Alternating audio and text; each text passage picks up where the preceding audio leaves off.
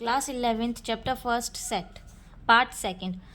Part first में मैंने set के बारे में बताया था। अब पार्ट सेकंड में हम पढ़ेंगे सबसेट के बारे में। किसके बारे में? सबसेट के बारे में। सपोज मैंने एक ग्रुप लिया ए जिसमें x एक एलिमेंट है such that x is a natural number. कि x क्या है? एक नेचुरल नंबर है। Less than 20। लेस देन 20 तो ये किस अकॉर्डिंग बन जाएगा हमारा? 1 2 3 4 5 6 एंड सो ऑन 19 तक। इसके अंदर से मैं एक सेट लेती हूँ बी, जो हमारा क्या हो जाएगा? मैंने कह दिया एक बी एक सेट है हमारा जो इवन नंबर का है। तो 2 4 6 8 और कहाँ तक चलेगा? 18 तक। और सी एक और सेट हम बना लेते हैं जो हमारा हो जाएगा इवन नंबर का 1 3 5 7 एंड सो ऑन 19 तक। तो ए सेट में से जो ये दो सेट बने इस ए के एलिमेंट से ही है, तो ये जो बी और सी हमारा सेट हो जाएगा वो हमारा क्या हो जाएगा? सबसेट। ठीक है।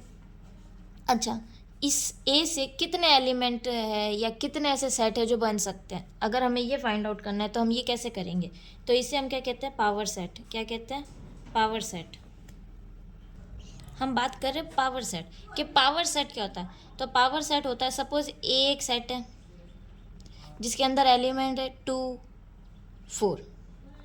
तो इससे कितने सबसेट बन सकते हैं? इससे कितने सबसेट बन सकते हैं? तो एक बनेगा 2, एक बनेगा 4, एक बनेगा ये खुद, और एक सबसे पहले जो बनता है वो है 5 सेट। 5 या एम्प्टी। ये सेट तो बनेंगे ही बनेंगे हमारे।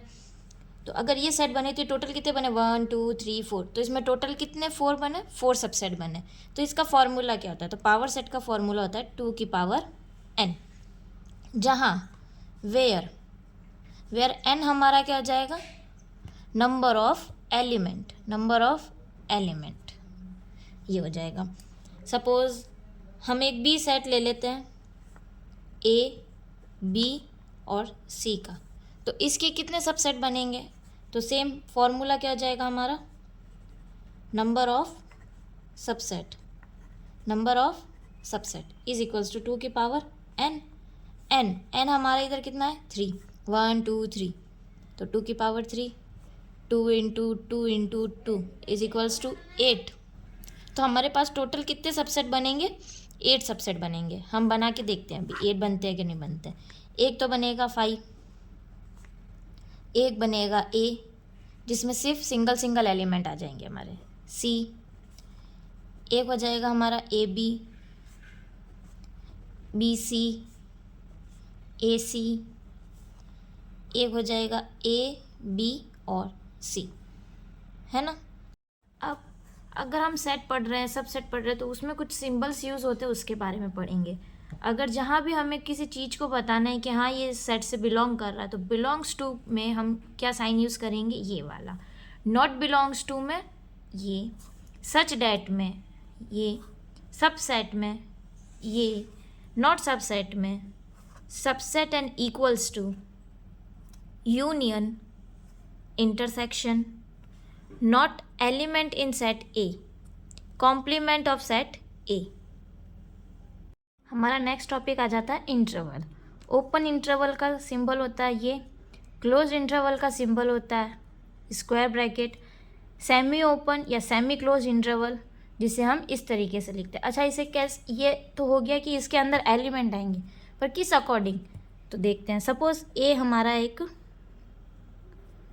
सेट है x such that x belongs to real number.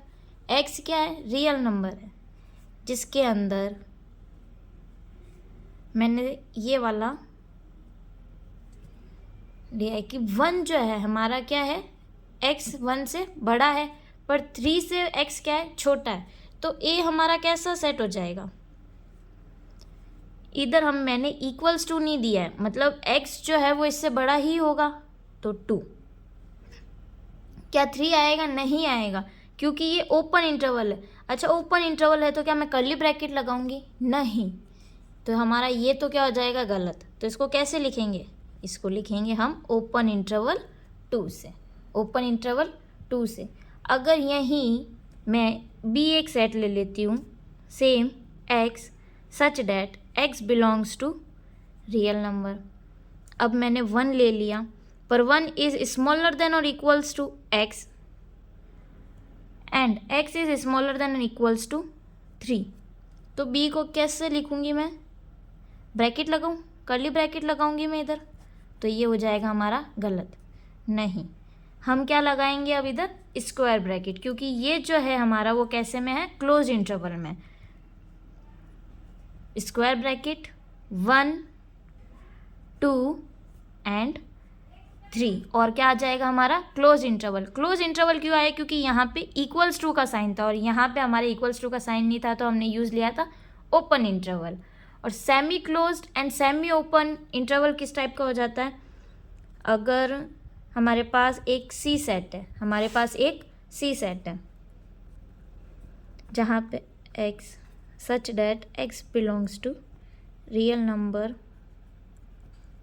1 is smaller than x equals to 3, तो सी इक्वल्स टू, अच्छा यहाँ पे हमारे पास कैसा इंटरवल आ जाएगा, open.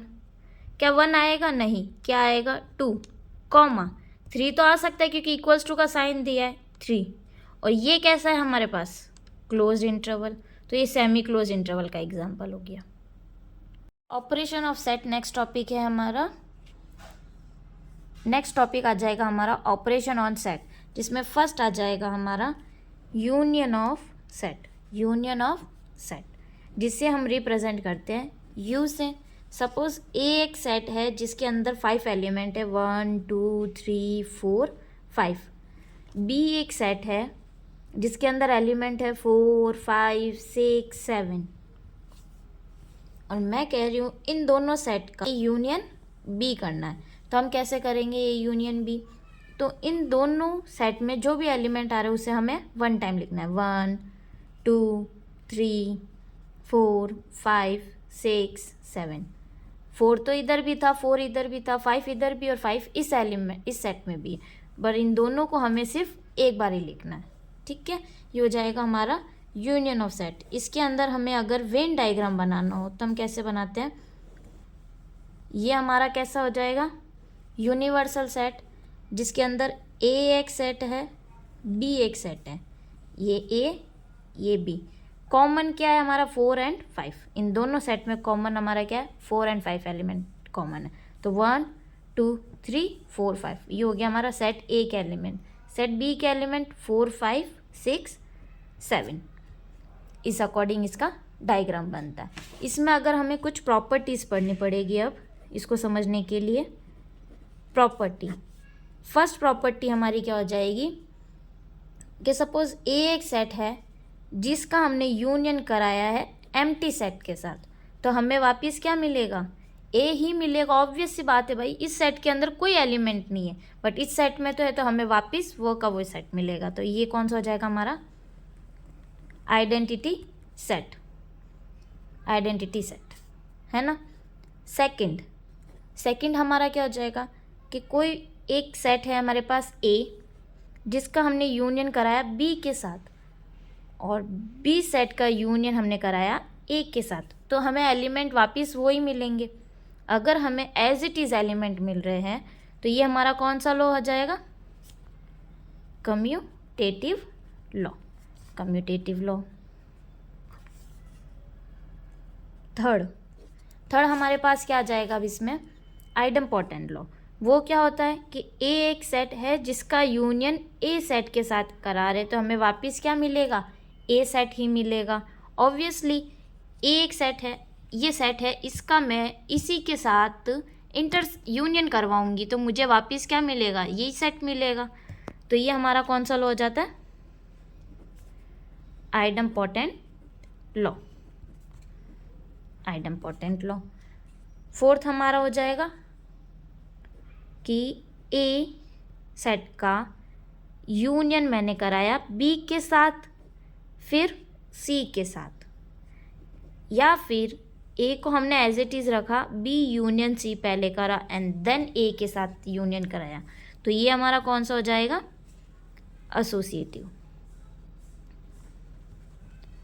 Associative law.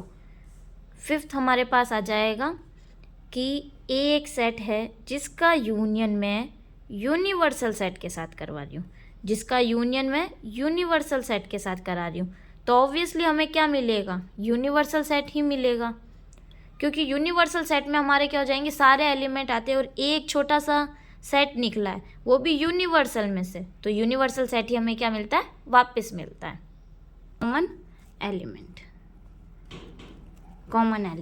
Common element याद रखना है। कैसे? सपोज हमने मान लिया हमारे पास ए एक सेट है, 1 2 3 4 और बी एक सेट है 3 4 5 6। तो मैं बोलूँ अगर ए इंटरसेक्शन बी हमें बताना है, तो मैंने क्या बोला? कॉमन एलिमेंट याद रखना है। तो क्या ए सेट में और बी सेट में कोई एलिमेंट ऐसे जो कॉमन है? हाँ, 3 and 4 एलिमेंट। तो ए इंटरसेक्शन बी में हमारे कौन सा एलिमेंट आ जाएंगे? 3 and 4। तो इंटरसेक्शन ऑफ सेट मीन्स दोनों सेट के अंदर कौन सा एलिमेंट कॉमन है, इसे हम कह देंगे इंटरसेक्शन। अभी हमने बोला कॉमन एलिमेंट, इसी में एक और पॉइंट आ जाता है डिसजॉइंट सेट क्या होते हैं? इसमें था कॉमन एलिमेंट, इधर हमारा हो जाएगा नो कॉमन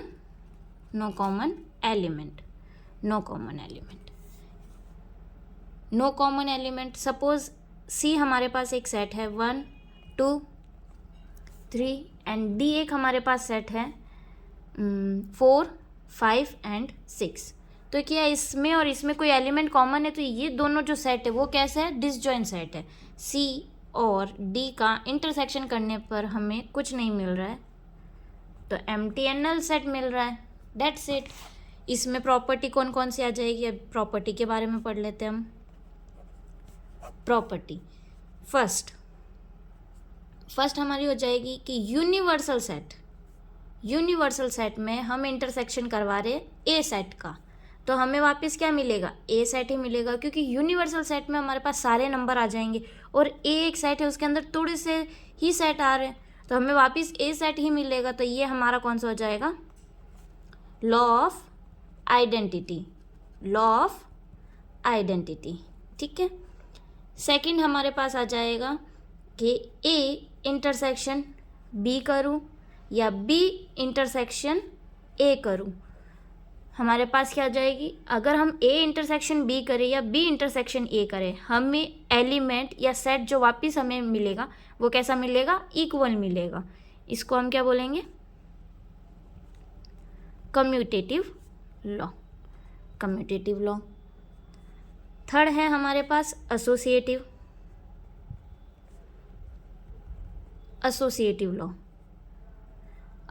लॉ क्या हो जाएगा हमारे पास? ए इंटरसेक्शन बी करो फिर इंटरसेक्शन सी करो, या फिर बी इंटरसेक्शन सी करके ए इंटरसेक्शन करो। बात कैसे आ जाएगी? सेम आ जाएगी। 4 पॉइंट हमारे पास हो जाएगा आइडम्पोटेंट लॉ। हमारा क्या हो जाता है? हमने बहुत सिंपल सा देखा था कि यूनियन कर रहे थे आइडम्पोटेंट लॉ में, तो उसका यूनियन उसी के साथ कर रहे थे, तो ए इंटरसेक्शन ए करेंगे तो हमें वापस क्या मिलेगा? ए ही मिलेगा। फिफ्थ है हमारे पास कि ए एक सेट है जिसका इंटरसेक्शन कर रहे हैं हम एम्प्टी सेट के साथ, तो ऑब्वियसली हमें कोई कॉमन एलिमेंट मिलेगा? हाँ, बस एम्प्टी सेट ही वापस मिलेगा। सिक्स्थ है हमारे पास डिस्ट्रीब्यूटिव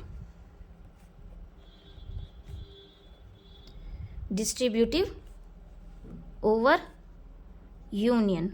डिस्ट्रीब्यूटिव ओवर यूनियन क्या हो जाएगा कि A intersection B union C अगर हमारे पास है, तो A intersection B union A intersection C कैसे हो जाएंगे? इक्वल हो जाएंगे। अब हम अगर इसके वेन डायग्राम की बात करते हैं इंटरसेक्शन के, तो सपोज ये है एक हमारा यूनिवर्सल सेट जिसके अंदर ए एक एलिमेंट है, बी एक एलिमेंट नहीं सॉरी सेट है, ए सेट है एंड बी सेट है।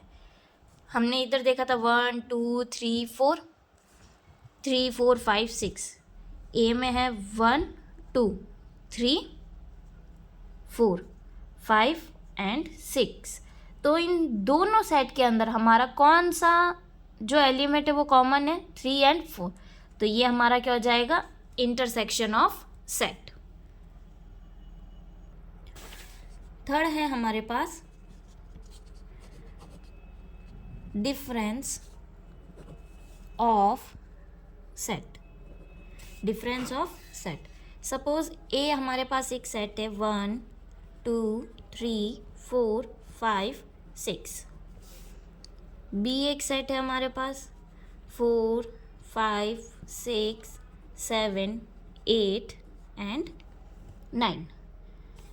हमने कहा डिफरेंस, डिफरेंस मीन्स क्या होता है, माइनस करना। तो ए माइनस बी करेंगे हम, ए माइनस बी करेंगे तो कौन से ऐसे एलिमेंट है, बी के ऐसे कौन सा एलिमेंट है जो ए सेट में आ रहे हैं, उनको हटाकर हमें बाकी एलिमेंट्स लिखने हैं। तो 1 2 एंड 3, क्या हम 4 5 एंड 6 लिखेंगे? नहीं, क्यों? क्योंकि वो ए सेट में भी आ रहे हैं, तो हमें तो वो सब्ट्रैक्ट करना था। अगर मैंने कह दिया बी माइनस ए, हमने कह दिया बी माइनस ए, तो ऐसे कौन से एलिमेंट है ए के जो बी सेट में आ रहे हैं, 4 5 एंड 6, तो कौन कौन से हम लिख देंगे, 7 8 9। ये एलिमेंट्स है जो हमारे बी सेट में ही आ रहे, ए सेट में नहीं आ रहे, क्योंकि हमें ऑब्वियसली सब्ट्रैक्ट करना था। अब हमने एक चीज़ नोटिस करी कि ए माइनस बी सेट करने पे या बी माइनस ए सेट करने पे क्या दोनों इक्वल सेट है? नहीं। तो A minus B is not equals to B minus A, कि ये सेट हमारे इक्वल नहीं होंगे। अब अगर हम इसके वेन डायग्राम की बात कर रहे हैं तो ए माइनस बी का वेन डायग्राम हमारा कैसा बनेगा, ये हमारे पास यूनिवर्सल सेट हो गया जिसके अंदर ए एक सेट है एंड बी एक सेट है। तो ए के सारे एलिमेंट मतलब ये वाले कॉमन एलिमेंट काउंट करेंगे नहीं, क्योंकि वो तो हमें क्या करना है, ऑब्वियसली माइनस करना है, is not equals to B minus A. तो बी माइनस ए का कैसा बनेगा हमारे पास वेन डायग्राम, ये यूनिवर्सल सेट है, ये ए था एंड ये बी, इधर ए एक सेट है बी एक सेट है, बी एंड ए, तो बी के सारे एलिमेंट, ये हमारा है A minus B not equals to B minus A, ये इसका वेन डायग्राम हो जाएगा। फोर्थ पॉइंट हमारे पास आ जाएगा इसमें complement, complement of set, complement of set. ये क्या होता है, सपोज हमने मान लिया यू एक सेट है हमारे पास 1 2 3 4 5 6 7 8 9, यू हमारे पास सेट है 1 से लेके 9 तक। ए एक सेट है हमारे पास 2 4 6, तो एक कॉम्प्लीमेंट क्या हो जाएगा, ए कॉम्प्लीमेंट सेट क्या हो जाएगा हमारे पास, यू माइनस ए, कि यू के अंदर कौन कौन से ए के जो ए सेट के एलिमेंट है कौन कौन से नहीं आ रहे, वो हमारे पास क्या हो जाता है ए कॉम्प्लीमेंट। जैसे 2 4 एंड 6, तो 2 4 6, इसको हटा के जो भी हमारे पास एलिमेंट बचेंगे वो हमारा क्या हो जाएगा ए कॉम्प्लीमेंट। 1 3 5 7 8 9, तो ये हमारा क्या हो जाएगा ए कॉम्प्लीमेंट। इसके अंदर भी प्रॉपर्टी पढ़ लेते हैं। फर्स्ट हमारे पास क्या हो जाएगी कि ए सेट है उसका यूनियन ए कॉम्प्लीमेंट के साथ कराएंगे तो हमें वापस क्या मिलेगा, यूनिवर्सल सेट मिलेगा, यूनिवर्सल सेट मिलेगा। इसे हम कहते हैं कॉम्प्लीमेंट, कॉम्प्लीमेंट लॉ, इसे हम क्या कहते हैं, कॉम्प्लीमेंट लॉ। सेकंड हमारे पास आ जाएगा डी मॉर्गन, इसके अंदर एक और बी एक और है, ये तो हो गया फर्स्ट ए, इसके अंदर एक और हमारे पास आ जाता है ए का इंटरसेक्शन ए कॉम्प्लीमेंट के साथ कराएं तो हमें क्या मिलता है 5। ऑब्वियसली एक में कौन कौन से एलिमेंट है 2, 4 एंड 6 और ए कॉम्प्लीमेंट में ये है, तो हमें यूनिवर्सल सेट ही मिलेगा। पर एक का इंटरसेक्शन करे, ए का इंटरसेक्शन करे, और इंटरसेक्शन किसे कहते हैं कॉमन एलिमेंट, तो इनके अंदर कॉमन एलिमेंट तो है ही नहीं, तो हमें वापस क्या मिलता है, हमें यूनिवर्सल सेट नहीं मिलता, हमें एम्प्टी सेट मिलता है क्योंकि कोई भी कॉमन एलिमेंट नहीं है। सेकंड हमारे पास हो जाएगा डी मॉर्गन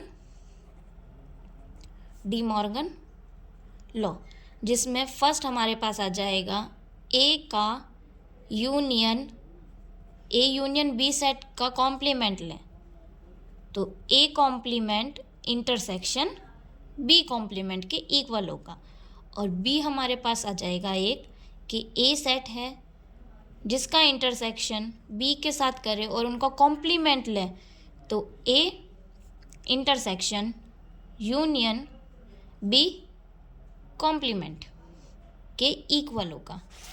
थर्ड हमारे पास आ जाएगा, थर्ड हमारी प्रॉपर्टी हो जाएगी कि ए कॉम्प्लीमेंट का दोबारा से अगर हम कॉम्प्लीमेंट करें तो हमें वापस ए मिलेगा।